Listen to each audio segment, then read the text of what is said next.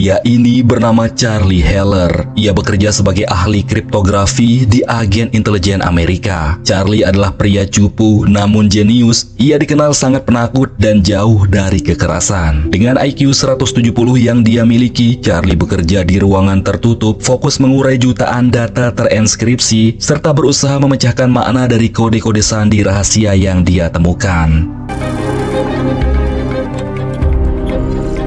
Hello, are you there, Charlie? 2.1 terabyte dredge.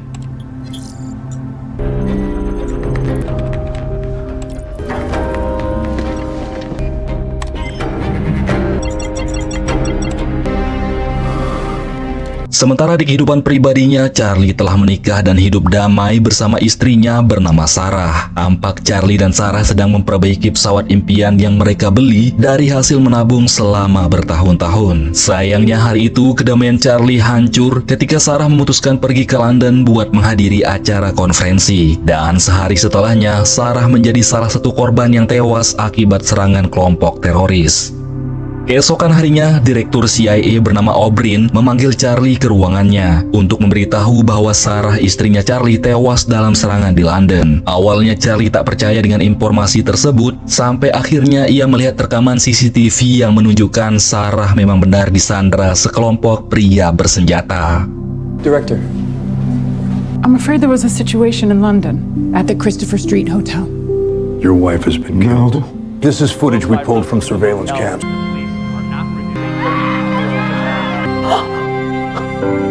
Hari berikutnya, Charlie pun menerima jenazah istrinya, juga barang-barang pribadinya Sarah yang dikembalikan. Salah satunya sebuah puzzle yang rencananya akan Sarah berikan buat Charlie sebagai hadiah. Charlie pun sangat terpukul dan enggak mampu menahan tangisnya.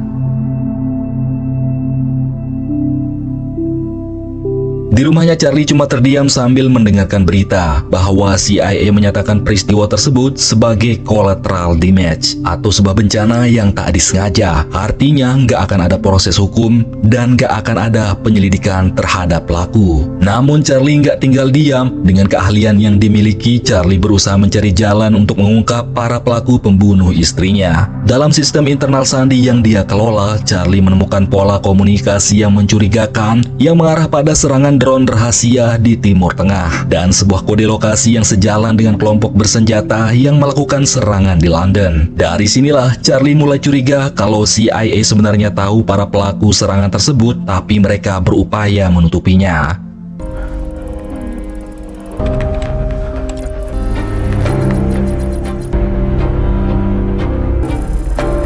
There are witness reports of a drone devastating 50 people killed As a misdirected airstrike. Department of Defense have confirmed that it was a suicide. blaming the attack on local insurgents. Charlie selanjutnya melaporkan temuannya itu kepada dua atasannya, yakni Moore, kepala deputi CIA, dan Caleb, analis CIA. Namun jawaban yang sangat mengecewakan keluar dari kedua atasannya tersebut. Mereka bilang kalau temuan Charlie tidaklah kuat serta tidak cukup bukti untuk mengungkap identitas dan menangkap para pelaku. Untuk itu, mereka menyuruh Charlie pulang saja, lupakan duka yang dia alami, dan serahkan semua prosesnya pada para pejabat tinggi. tell me what we know so far. Nobody is getting away with this. We can't get into specifics yet. We'll tell you what we can. Go home, Charlie. Tapi bukannya menyerah, Charlie justru semakin bersemangat mencari tahu lebih dalam. Dia kemudian masuk ke sistem yang seharusnya tak boleh dia akses, dan di sana Charlie menemukan sebuah rahasia besar, yakni sebuah proyek yang sedang dijalankan CIA yang mengarah pada penjualan peluru dan senjata pembunuh otomatis, yang seringkali mengalami kegagalan sistem sehingga menyebabkan banyak warga sipil menjadi korban. Hal itu termasuk juga serangan yang terjadi di London yang memakan korban istri Charlie sendiri. Impact security detail got jumpy. One dead, one critical. They only took Sarah because she tried a conference room with 3 hostages. Police sealed off the area, marksman in position. Selain berhasil mengungkap identitas para pelaku, Charlie juga menemukan bahwa peluru yang digunakan dalam serangan itu ternyata berasal dari internal senjata Amerika, yang tentunya itu berkaitan dengan bisnis gelap para petinggi CIA. Charlie kemudian menemui atasannya lagi, dan kali ini karena dia sudah berhasil membawa identitas para pelaku, Charlie pun meminta atasannya agar segera bertindak menangkap para pelaku dan memberikan keadilan buat dirinya. Tapi lagi-lagi atasannya menolak. Mereka menyuruh Charlie diam saja dan jangan bertindak sembarangan karena Charlie tidak punya wewenang sedikit pun. Mendengar itu, disinilah Charlie berani mengambil sikap yang sangat berani karena dia mengetahui bahwa kedua atasannya itu terlibat dalam penjualan senjata gelap, sehingga nggak mungkin CIA akan berani bertindak. Charlie meminta beberapa hal yang harus dituruti oleh kedua atasannya, yakni diberikan akses pelatihan khusus CIA, dibuatkan paspor beberapa negara guna mendukung pencarian pelaku, karena Charlie berniat melakukan balas dendam sendiri. Jika permintaannya tidak dipenuhi oleh pimpinan, Charlie mengancam akan membocorkan informasi kepada media tentang sistem yang telah dia setel secara otomatis terkait keterlibatan kedua atasannya itu dan siap memenjarakan mereka. I want to kill them myself. If I don't code in every 5 hours, the files will be released to the public. 3 top investigative journalists. I want a fighting chance.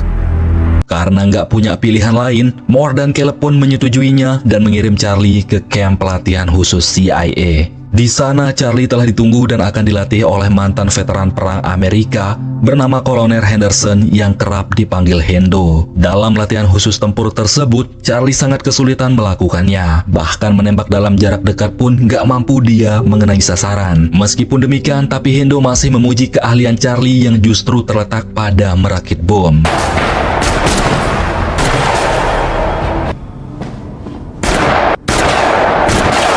Container for enhancement, stuff like beauty is you can use what you find.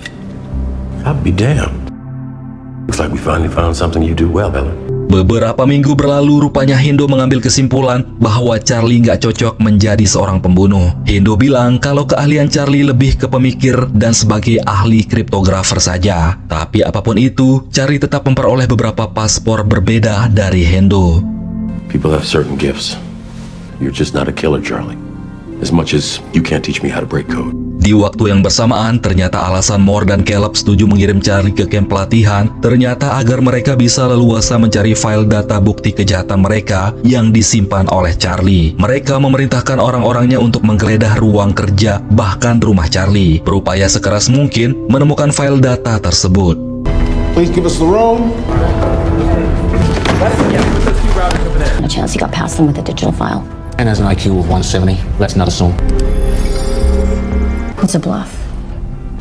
And he did pretty well too. Namun setelah beberapa jam melakukan pengecekan, Moore dan Caleb baru sadar kalau Charlie cuma menggertak mereka. File data otomatis tersebut ternyata tidak ada. Mr. Heller is treason. Moore dan Caleb pun segera memerintahkan Hendo untuk menghabisi Charlie. Tapi Charlie nggak bodoh, dia yang tahu nyawanya terancam, malam itu juga bergegas kabur dari camp pelatihan. He's gone? Yeah, got out on the janitor's card. Singkat cerita, Charlie pun tiba di Paris. Disinilah Charlie akan memulai misi balas dendamnya. Dari sebuah kamar hotel yang sederhana, Charlie mengamati orang-orang di luar. Sampai akhirnya salah satu pelaku bernama Grisen Prank muncul di depan kafe. Charlie pun segera mengambil laptopnya dan menyadap nomor HP Grisen guna melacak tempat tinggalnya. Charlie berhasil menyusup ke apartemennya Grisen dan menemukan informasi tentang klinik tempat biasanya Grisen berobat. Keesokannya, Charlie pun menyelinap sebagai dokter dan menyelinap masuk ketika Grisen melakukan terapi. Setelah mengunci pintu, Charlie langsung menyiksa Grisen dengan memasukkan serbuk racun ke selang oksigen. Di sana Charlie memaksa Grisen untuk memberitahu lokasi killer pelaku yang mengeksekusi istrinya. Tapi Grisen berpura-pura pingsan sampai akhirnya tiba-tiba menyerang Charlie begitu pintu dibuka.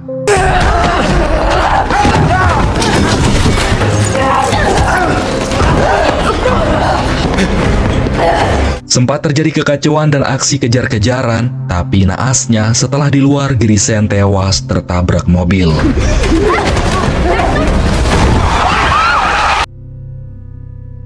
Setelah mengambil ponselnya Grisen, Charlie pun segera kabur ke kota Marseille. Charlie mencoba menenangkan diri di sebuah bar, tapi sialnya lokasinya berhasil dilacak oleh Hendo melalui ponselnya Grisen yang dia bawa. Charlie yang sangat panik berusaha kabur masuk ke kamar kecil, tapi usahanya gagal. Charlie pun hanya bisa pasrah menemui Hendo yang menunggu di bar. Di sana Hendo meminta Charlie sebaiknya menyerah saja karena ia nggak akan mampu melakukan misi balas dendam itu. Dikira Charlie akan menyerah, taunya Charlie sudah menyiapkan kejutan dari bom yang dia pasang di kamar kecil. You're a good teacher, Hendo. Ledakan itu pun menimbulkan kekacauan dan berhasil membuat Charlie kabur dari Hendo. Setelah itu, Charlie menghubungi Inquilin, entitas kriptografi yang selama ini banyak memberikan informasi-informasi penting buat Charlie, termasuk informasi terkait penyerangan drone rahasia di Timur Tengah, proyek gelap penjualan amunisi, dan senjata yang melibatkan pimpinan CIA. Charlie pun menemui Inquilin yang berlokasi di Istanbul, Turki. Ternyata Inquilin dikelola oleh wanita bernama Davis, seorang jandanya mantan perwira KGB kriptografer yang terbunuh. Dari rumah persembunyian yang sangat sederhana, Davis pun membantu Charlie melacak keberadaan pelaku lain yang bernama Blazik. Akhirnya lokasi Blazik ditemukan sering menyewa kolam renang rooftop di sebuah hotel mewah di Madrid. Tak menunggu lama, Charlie langsung datang guna mengamati kolam tersebut. Dia bahkan meretas video 3D arsitektur untuk mempelajari konstruksi bangunan kolam tersebut.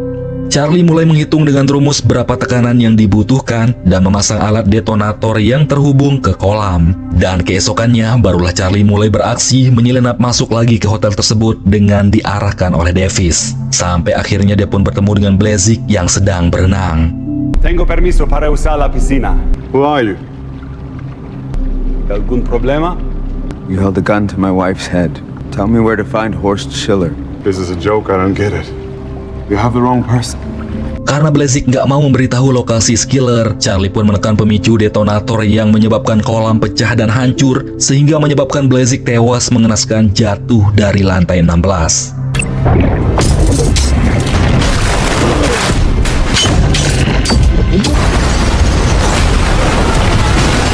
Setelah itu, Davis terus mengarahkan jalan buat Charlie buat kabur. Ternyata di sana ada Hendo juga yang mengejarnya. Tapi di saat yang bersamaan, seorang agen suruhan Direktur O'Brien menyerang Hendo. Mereka pun berkelahi sengit di sana, sampai akhirnya sang agen berhasil meraih pistol dan menembak Hendo. Tapi Hendo membalikkan keadaan dan berhasil membunuh agen tersebut.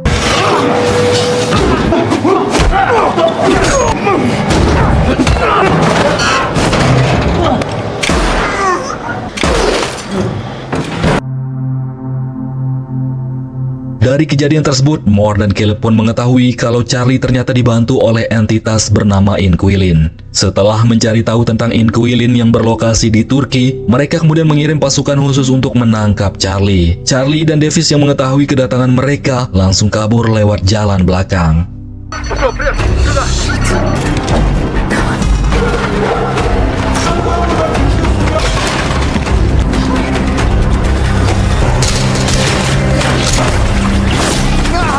Sayangnya dalam pelarian itu, satu pasukan dari laut berhasil menembak mengenai Davis dan menyebabkannya tewas seketika.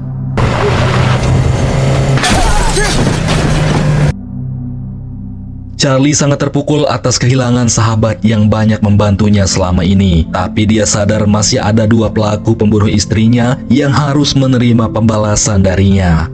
Dari ponsel Blazik yang berhasil diambilnya, Charlie berhasil melacak keberadaan pelaku lain bernama Alice yang berada di Romania. Di bekas gudang, Charlie berpura-pura menyamar akan membeli senjata, tapi di sana dia malah menjebak Alice agar membuka sebuah koper yang ternyata berisi bom rakitannya. Charlie bilang pada Alice jika Alice menutup sedikit saja koper itu, maka bom tersebut akan meledak. Stay on the phone. Away across the beam, it detonates. Alice akhirnya memberitahu kalau Skiller sudah kabur dari Eropa dan kini dia sedang bersembunyi di sebuah kapal di Laut Baltik. Alice juga memberitahu nama-nama anak buah yang melindungi Skiller. Setelah mendapat informasi yang valid, tanpa ada kasihan sedikit pun, Charlie pergi begitu saja membiarkan bom tersebut menewaskan Alice. Hey, big guy. Please! Sebelumnya, Charlie telah memindai wajahnya untuk mengelabuhi CIA yang selalu memburunya. Dia meretas sistem pengenalan wajah untuk mengalihkan perhatian CIA. Benar saja, wajah Charlie pun muncul di CCTV jalan yang membuat CIA yakin kalau Charlie masih berada di Berlin. Padahal faktanya Charlie sekarang sudah keluar dari Eropa. Charlie pun melanjutkan misinya dan kini dia menyusup ke sebuah pelabuhan di kota Primorsky. Tapi sialnya anak buah Skiller berhasil menangkap dan membawanya ke atas kapal.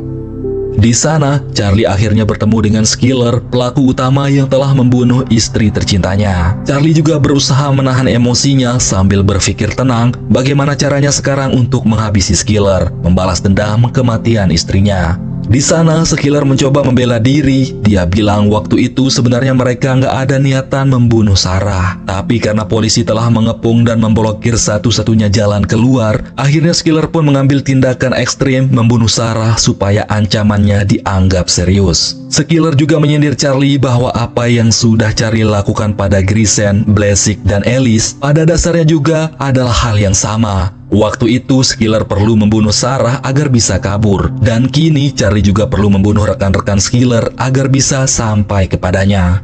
You are not so different to me that you tortured my colleagues because it's hard to take a life. Karena paham Charlie adalah pria penakut, Skiller kemudian menantang dan mengujinya buat menembaki dirinya.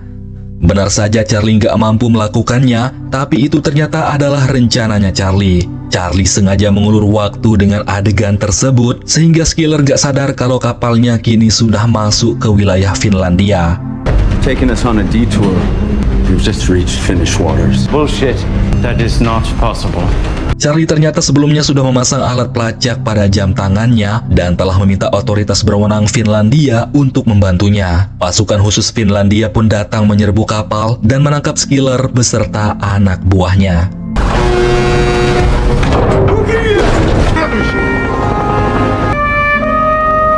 Di sini kita melihat strategi balas dendam yang sangat jenius digunakan oleh Charlie. Dia sudah berhasil menghabisi 3 pelaku pembunuh istrinya dan itu sudah cukup buat rasa keadilan baginya.